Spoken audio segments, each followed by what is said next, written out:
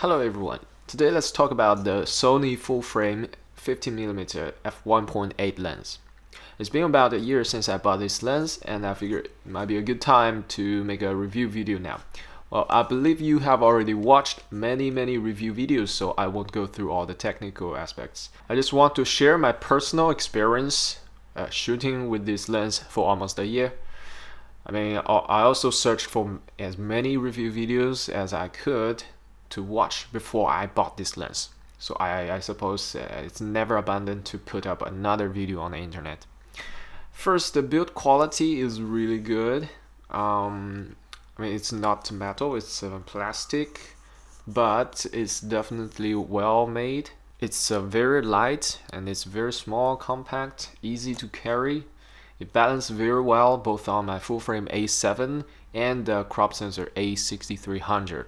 So you can carry it around anywhere with any camera, just fits very well. So I'm gonna show you some sample video and photos. First I'm gonna show you some photos. See, I shoot a lot of portrait with this lens. It's really good. It's autofocus because I also have the Samyang 85mm f1.4 lens. It's a very good, great lens, but it's manual focus. So sometimes when I'm lazy or when I'm in a hurry, I have to shoot fast and quick. I don't have time to manually adjust the focus. Then I will use this 50mm f1.8. So I shoot a lot of portrait with this. You can see here, and overall it works great. When you're shooting at a f1.8, it is a little bit soft. It's inevitable, especially because it's autofocus. Sometimes it just doesn't focus on the eyes, so it happens that it's not sharp when you look at the picture when you shoot at f1.8. But these photos are shot on Sony A7 full frame, so you can see the bokeh. It's pretty cool. And I shot this one shot at f2.8. It's pretty cool. It's very sharp when when the aperture is closed up, like f2.8 and above, and f4. I can show you some landscape here. So the landscape shots are generally shot at f4 and above. So it's a very sharp lens, as you can see. It's very good it captures all the details, and it's a great lens. If you want to, you can shoot group portraits. This one I shot at f2.5. Pretty much everybody's in focus. Okay, now let's take a look at the image quality on the crop sensor. This lens is meant for full frame camera, but you can also mount it on Sony A6000 or 6300, 6500 on the crop sensor body. No problem. It will turn into a approximately 75mm lens, and it's a pretty cool for portrait at that focal length. It still has a great bokeh. I'm gonna show you here. This is my friend. Yeah, shot wide open at f1.8.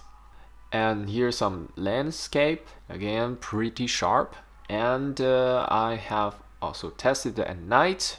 So one thing I like very much about this lens is that it lets a lot of light in at night. So sometimes when I have to shoot at night, I bring this lens. So you can see the low light performance here at wide open f1.8, no problem. And there's a great bokeh. That's it on the photo side. I'm gonna show you some videos. This lens doesn't have optical steady shots, so when you're shooting video, it's a little bit shaky, as you can see in this video. But if you can use a little bit post editing and some warp stabilization effect, then it shouldn't be a problem. It's just I shot this video on 4K, so my computer was slow, so I couldn't warp stabilize it because it would take way too long. I'm gonna show you later at night. I'm gonna go out to shoot something with this lens to show you the autofocus in low light situation. In daylight, no problem. The focus is pretty good. After the firmware update, it's not so bad, but you can still hear the noise when it's focusing. Okay, right now I'm doing a low light testing the focus. We're gonna focus on different things, see how it performs.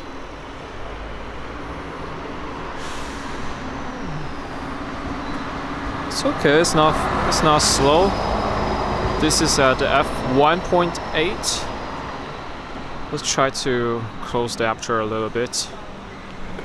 f2.8. Still not bad. I think it's fast enough for video. Okay. Higher aperture. Let's try f5.6.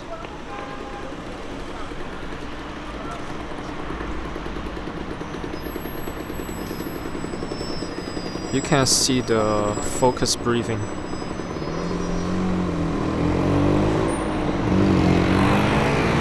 Yeah, it's pretty fast.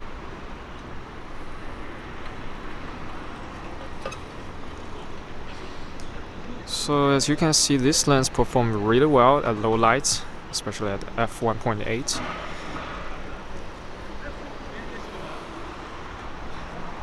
The manual focus aspect on this lens, it's electronic manual focus. I don't like this kind of manual focus. It doesn't have the feel, and it feels slippery when you slip a little bit. It's gonna go over, and then you turn it back. It just doesn't feel right. So I don't use manual focus on this lens at all. Okay, I bought this lens at about 250 euro. It's much cheaper in the US, I think, because in Europe there's all kind of tax. So these kind of products always end up more expensive than in the US. So overall, it's a great lens. I enjoy using it very much. When I don't need to shoot crazy bokeh with the Samyang 85, I will just use this lens. And the 50mm is a perfect focal length. It's nifty-fifty. Yeah, and it's cheap, so it's recommended to everybody, I guess. Especially for beginners, it's a really good lens. A good way to learn photography, to really see the bokeh when you if you have only been using kit lens. It's a very good lens to start having some bokeh, to get some bokeh, to find the fun in shooting portrait or whatever you're shooting. So yeah, overall it's definitely recommended. I would recommend this lens to everybody, anyone. Next I will review my other lenses. Next, I think I will review the Sony 6300 camera and the 18-105G lens. Thanks for watching, and leave a comment and like if you like, dislike if you don't like it. See you next time.